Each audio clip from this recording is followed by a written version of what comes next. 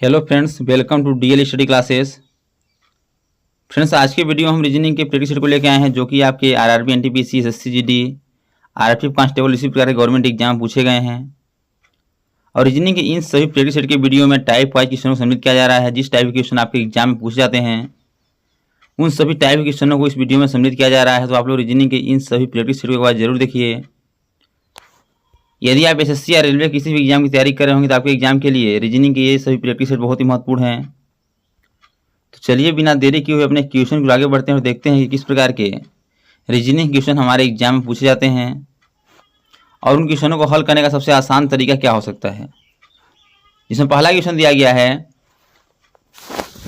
हितेश जया से अधिक धनी है, मोहन जया से कम धनी है, पवार जया से कम धनी है, अमित हितेश से अधिक धनी है, तो सबसे गरीब कौन सा है। तो इस प्रकार के क्वेश्चन आपके एग्जाम में पूछे जाते हैं। कभी आपके अमीर गरीब, लंबा बौना, छोटा बड़ा दे सकता है। इसमें क्या दिया है, आपका अमीर और गरीब की बात किया है।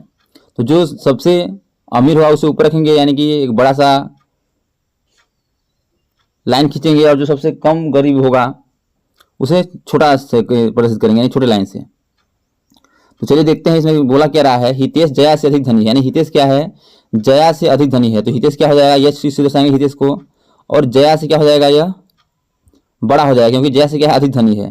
तो जया को क्या करेंगे, हम इसे छोटा में दर्शा देंगे। ये हो गया जया। फिर बोला है मोहन जया से अधिक कम धनी है। मोहन क्या है, जया से कम धनी, यानी मोहन क्या हो जाएगा, जया से कम हो जाएगा, जया से भी नीचे हो जाएगा मोहन। ये आपका मोहन हो गया।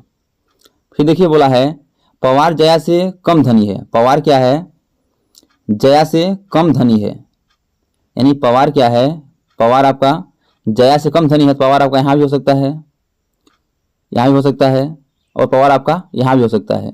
क्योंकि जया से कम धनी है तो ये नहीं बोला है कि आपका जो मोहन है मोहन से भी कम धनी है। तो आपका यहाँ भी हो सकता है, पवार आपका यहाँ भी हो सकता है। फिर आगे देखिएगा, अमित हितेश से अधिक धनी है, यानी जो हितेश क्या है सबसे अधिक धनी था, लेकिन अमित क्या है, हितेश से अधिक धनी है, यानी कि अमित क्या हो जाएगा, सबसे ऊपर हो जाएगा। सबसे बड़ा कौन हो जाएगा, अमित हो जाएगा। अब देखिए क्या बोला है, तो सबसे गरीब कौन सा है। तो सबसे गरीब या तो आपका पवार होगा या तो मोहन होगा। अब देखिए ऑप्शन में क्या है, तो ऑप्शन में मोहन नहीं है, क्या है, पवार है। तो हमारा आंसर क्या हो जाएगा, पवार, यानी सबसे गरीब कौन सा है, पवार है। इसका option number B right answer हो जाएगा। यदि आपसे पूछता है सबसे अमीर कौन सा है, सबसे अमीर कौन सा है, अभी इसमें सबसे अमीर आपका अमित है। कौन सा है, अमित है। लेकिन पूछा कि इसका गरीब पूछा है, तो गरीब कौन सा है, इसमें पवार है। इसका option number B right answer हो जाएगा। नेक्स्ट है कि निम्न आकृति में वर्गों की संख्या कितनी है। बताना है कि जो आपका आकृति दिख रहा है, इस आकृति में कितने वर्ग हैं। तो आपको कितना भी बड़ी आकृति दिखे, क्या करना है, आपको इसमें ट्रिक लगाना है। ट्रिक क्या लगाना है, पहले से नंबरिंग कर लेना है। जो आपके जो दिख रहे हैं, ये आपके जो खांचे दिख रहे हैं, खंड दिख रहे हैं वर्ग के, इसमें क्या करना है, नंबरिंग कर लेना है। 1 2 2 3 4 5 6 और 7, और इस नीचे से करेंगे 1 2 3। अब क्या करेंगे, इन्हें हमें आपस में गुणा करा देंगे, यानी कि 7 गुणे 3 कर देंगे, 7 गुणे 3, फिर 6 गुणे 2, 6 गुणे 2, और फिर आपका 5 गुणे 1, 5 गुणे 1। अब देखेंगे आपका जो 1 2 3 1 बच रहा है, इसे क्या करेंगे, छोड़ देंगे, क्योंकि हमारे नीचे यहाँ संख्या दिया ही नहीं है गुणा करने के लिए। तो गुणा करेंगे, 7 3 21 हो जाएगा, 6 गुना 12 हो जाएगा, और 5 1 5 हो जाएगा। तो कितना हो जाएगा आपका, 21 23 38, कितना हो जाएगा, बराबर में कितना हो जाएगा, 38। यानी कि जो टोटल वर्ग होंगे ना, कितने होंगे, 38 होंगे। इसलिए इसका ऑप्शन नंबर जो डी है ये आपका राइट आंसर हो जाएगा। तो इस प्रकार से क्या करते हैं, वर्गों की संख्या को निकाल सकते हैं। कितनी बड़ी आपकी वर्ग की आकृति दी हुई हो, उसे आप नंबरिंग करके गुणा करके आपस में निकाल लेंगे। नेक्स्ट दिया गया है, एक विशिष्ट कोड पद्धति में पॉजिटिव को के क्यू एच के जी के ई जी लिखा जाता है, तो निगेटिव को उस कोड में कैसे लिखा जाएगा। बताना है कि यदि पॉजिटिव को हम के क्यू एच के जी के ई जी लिखते हैं, तो निगेटिव को किस प्रकार लिखेंगे। तो पहले आपको समझना पड़ेगा कि पॉजिटिव को क्या करें कि हमारा इस कोड में हमारा आ जाए। यदि इसमें ध्यान से देखेंगे तो पी को क्या लिखा है, के लिखा है, तो पी का अपोजिट क्या होता है, के होता है। इसमें क्या है, अपोजिट लिखा है, यानी कि विपरीत के होता है। फिर देखिएगा ओ से क्या लिखा है, वो को क्यू लिखा है, वो आता है 15 पे, क्यू आता है आपका 17 पे, यानी क्या किया, इसमें प्लस का 2 किया है, प्लस का 2 किया है, तो क्या गया है आपका, क्यू आ गया है। फिर आगे देखिएगा यश को क्या लिखा है, यश को यश लिखा है, तो यश और यश क्या होते हैं, आपस में विपरीत होते हैं, इसका क्या है इसमें विपरीत लिख दिया है, यश लिख दिया है। आगे देखिएगा आई को क्या लिखा है, तो आई को के लिखा है, तो आई आता है आपका 9 पे, के आता है 11 पे, यानी क्या है कि प्लस का 2 किया है, यहाँ भी क्या किया है प्लस का 2 किया है के। फिर आगे देखिएगा टी को क्या लिखा है, जी लिखा है, तो टी और जी क्या होता है आपस में विपरीत होते हैं, तो आपका जी हो जाएगा। फिर देखिएगा आई को क्या लिखा है, तो आई को क्या लिखा है आपका के लिखा है, यानी आई आता है 9 पे, के आता है आपका 11 पे, यानी प्लस का 2 यहाँ भी किया है, प्लस का 2 यहाँ भी किया है, क्या लिखा है आपका के लिखा है। फिर देखिएगा भी को क्या लिखा है, भी को क्या लिखा है ई लिखा है, तो भी और ई क्या होता है आपस में विपरीत होते हैं, क्या लिखा है इसे ई लिखा है, इसे विपरीत लिखा है। फिर ई आता है 5 पे, ई क्या लिखा है जी लिखा है, और जी आता है 7 पे, क्या किया है प्लस का 2 किया है। अब आपको इसमें लॉजिक समझ आ गया होगा कि लॉजिक क्या लगा हुआ है, पहले अक्षर को अपोजिट फिर प्लस का 2, फिर अक्षर को अपोजिट फिर प्लस का 2, यानी कि अपोजिट प्लस 2 अपोजिट प्लस 2 करके हमारा आंसर आएगा। उसी लॉजिक से करेंगे हम निगेटिव को, क्या करेंगे उसी लॉजिक से क्या करेंगे निगेटिव को। अब आपको लॉजिक समझ आ गया होगा कि पहले अपोजिट अक्षर फिर आपका प्लस 2 फिर अपोजिट फिर प्लस 2, तो चलिए उसी लॉजिक से करते हैं हम निगेटिव हल करते हैं। तो ये निगेटिव में क्या कहा, यन का विपरीत क्या हो जाएगा यम, क्या हो जाएगा यम, पहले क्या करना है विपरीत बताना है, तो यम हो जाएगा। फिर देखिएगा फिर ई आता है 5 पे, फिर क्या करना है प्लस का 2 करना है, तो प्लस 2 क्या हो जाएगा 5 2 7, 7 पे क्या आता है जी आता है, क्या हो जाएगा जी हो जाएगा। फिर देखिए जी का विपरीत क्या हो जाएगा, जी का विपरीत टी हो जाएगा, जी का विपरीत क्या हो जाएगा, जी का विपरीत आपका टी हो जाएगा, तो टी हो जाएगा। फिर ए में क्या करेंगे प्लस 2 करेंगे क्या हो जाएगा सी हो जाएगा। फिर टी का विपरीत क्या हो जाएगा जी हो जाएगा। फिर आई में क्या करना है प्लस का 2 करना है फिर से, तो आई आता है 9 पे, प्लस 2 क्या है 11, 11 पे क्या आएगा आपका किया आएगा। फिर भी में प्लस 2 करेंगे, भी क्या करेंगे विपरीत करेंगे, तो ई हो जाएगा। और फिर ई क्या करेंगे प्लस का 2 कर देंगे, तो क्या हो जाएगा आपका जी हो जाएगा। यानी कि हमारा आंसर क्या आएगा यम जी टी सी जी के ई जी। अब देखिए किस ऑप्शन में है, तो यम जी टी सी यम जी टी, देखिए कहीं इसमें मिसप्रिंट हुआ है, यम जी टी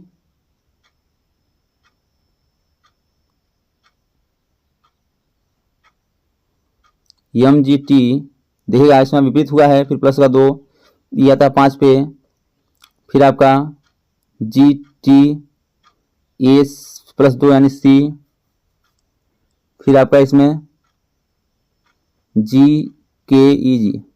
देखिएगा यहाँ आपका इसमें थोड़ा सा मिसप्रिंट हुआ है, ऑप्शन नंबर जो सी है ये आपका राइट आंसर हो जाएगा, लेकिन जो आपका यहाँ एम जी टी बी है यहाँ क्या होना चाहिए सी होना चाहिए, बस ये जो आपका यहाँ बी है यहाँ आपका सी होगा और हमारा ही आंसर हो जाएगा, यानी एम जी टी सी जी के ई जी हमारा आंसर होगा, इसलिए इसका option number C right answer हो जाएगा।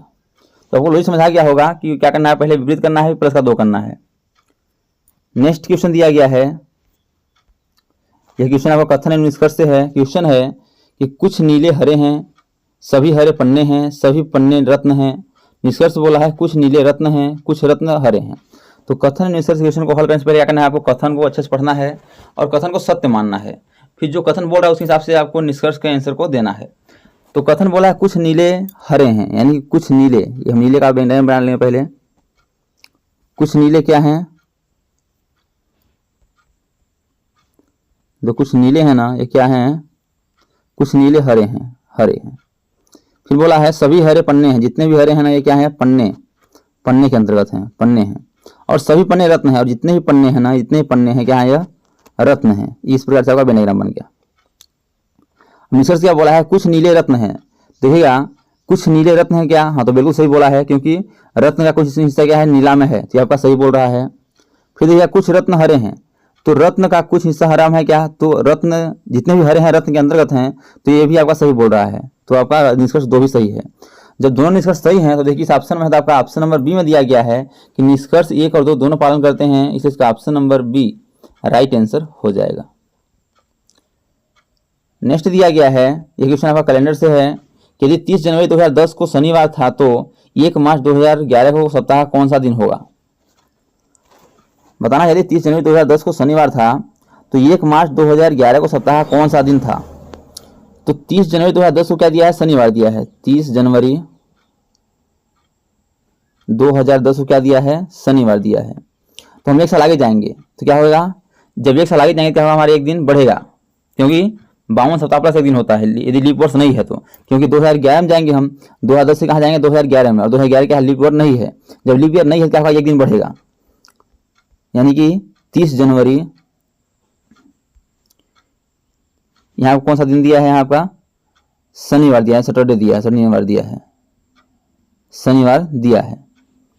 तो हम क्या करेंगे, एक साल आगे जाएंगे, यानी 30 जनवरी 2011 तक जाएंगे। तो कौन सा दिन हो जाएगा, एक दिन बढ़ जाएगा, क्या हो जाएगा आपका, रविवार हो जाएगा, क्या हो जाएगा, रविवार हो जाएगा, रविवार हो जाएगा।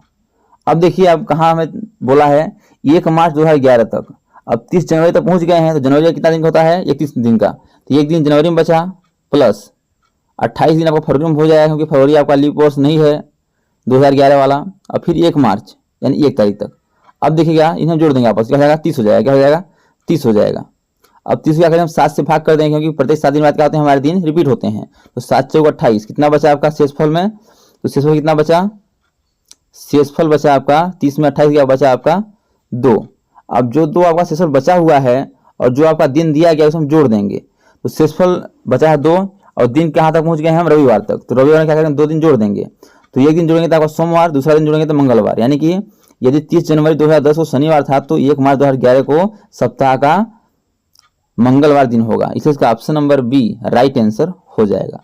तो इस प्रकार से अपने क्वेश्चन के आंसर को आप दे सकते हैं। नेक्स्ट दिया गया है,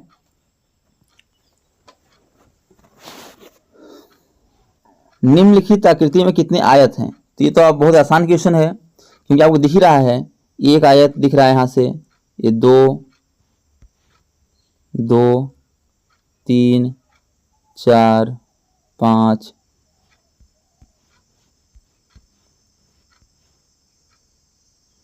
6 7 8 9 और 10। या कितने आयत दिख रहे हैं, 10 दिख रहे हैं, तो हमारा आंसर हो जाएगा 10। बहुत आसान क्वेश्चन है, इसका option number B right answer हो जाएगा। नेक्स्ट देखिएगा, जिस प्रकार दूसरे अक्षर का पहले अक्षर से संबंध है उसी प्रकार चौथे अक्षर का संबंध तीसरे अक्षर से ज्ञात कीजिए। बताना जिस प्रकार टेबल का संबंध ELBAT से उसी प्रकार चेयर का संबंध किससे हो जाएगा। तो ये क्वेश्चन आपको देखते ही बन जाएगा, क्योंकि बहुत ही क्वेश्चन आसान है। सबसे लास्ट वाले अक्षर को उठा के शुरू में कर दिया है, यानी लास्ट वाले अक्षर को उठा के आपको शुरू में कर रहा है। देखिएगा ई है तो ई को पहले लिख दिया है, फिर यल को बाद में लिखा है BAT। उसे कर देंगे हम, क्या करेंगे, जो आपका इसमें जो लास्ट में दिया है शुरू में कर देंगे, यानी कि RIAHC,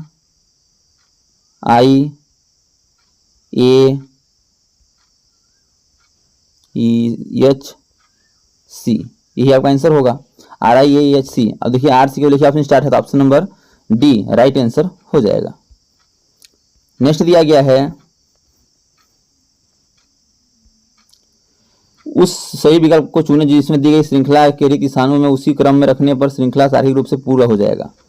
बताना है कि हम इस जो आपके क्वेश्चन खाइसन दिया गया है इसमें कौन सा अक्षर भरें हमारे श्रृंखला पूरी हो जाए। तो क्या करना पहले नंबरिंग कर लेना, पहले 1 2 3 4 5 6 7 8 9 10 11 12 13 14 15 16 17 18 19 20, कितना है आपका 20 है। जब 20 है क्या करेंगे, अब इसमें हम ग्रुपिंग बनाएंगे। अब ग्रुप कैसे बनाएंगे, या तो 4 का बनेगा जोड़ा या तो 5 का बनेगा। तो हम 5 5 का बना लेते हैं पहले। 2 4 1 5, 5 से यहाँ बना, 2 4 1 5 यहाँ बना आपका, 2 4 1 5, 2 4 1 5 यहाँ से बना और 2 4 1 5 यहाँ से बना। अब आपको जोड़ा बन गया है, ग्रुप बन गया है। अब इसमें भरना है आपको, देखिएगा क्या बना है आपको, बी के बाद क्या है आपका सी है, क्या करेंगे यहाँ सी भर देंगे, सी के बाद डी है और तो यहाँ क्या करेंगे हम सी के बाद क्या करेंगे यहाँ डी भर देंगे। फिर देखिए यहाँ सी के पहले क्या है यहाँ आपका, सी के पहले आपका बी है, यहाँ बी भर देंगे, यहाँ आपका दिख रहा है सी के पहले। सी के बाद क्या है डी है तो डी भर देंगे। फिर देखिएगा फिर डबल पी है तो क्या करेंगे, डी के बाद क्या है पी यहाँ कर देंगे और यहाँ पी कर देंगे। फिर देखिए बी के बाद क्या है तो बी के बाद सी और डी है तो सी और डी भर देंगे। ग्रुपिंग क्या चल रहा है, B C D P P, B C D P P, B C D P P चल रहा है। क्या चल रहा है इसमें, B C D P P, ये आपका ग्रुप चल रहा है। अब भरे क्या क्या है, हम भरे हैं C P D P B D C D, ये हम भरे हुए हैं। देखिए किस ऑप्शन में है आपका यह, तो C P D P DBCD है आपका ऑप्शन नंबर, देखें तो ऑप्शन नंबर ये आपका सी में है, इसलिए इसका option number C right answer हो जाएगा। दोस्तों thanks for watching this video. यह वीडियो आपको अच्छा लगा कमेंट बॉक्स में जरूर बताइएगा। और इसी प्रकार के ऑल गवर्नमेंट एग्जाम पूछे जाने वाले GK, GS, math, reasoning, Hindi, current affairs और लूसेंट संबंधी क्वेश्चन को पाने के लिए हमारे यूट्यूब चैनल को लाइक शेयर सब्सक्राइब कर बेल आइकन को प्रेस करना भूलिएगा, ताकि जब भी नई वीडियो अपलोड हो सबसे पहले नोटिफिकेशन तक पहुँचे। तो आज तक इतना ही, मिलते हैं नेक्स्ट वीडियो में, तब तक के लिए जय हिंद, वंदे मातरम।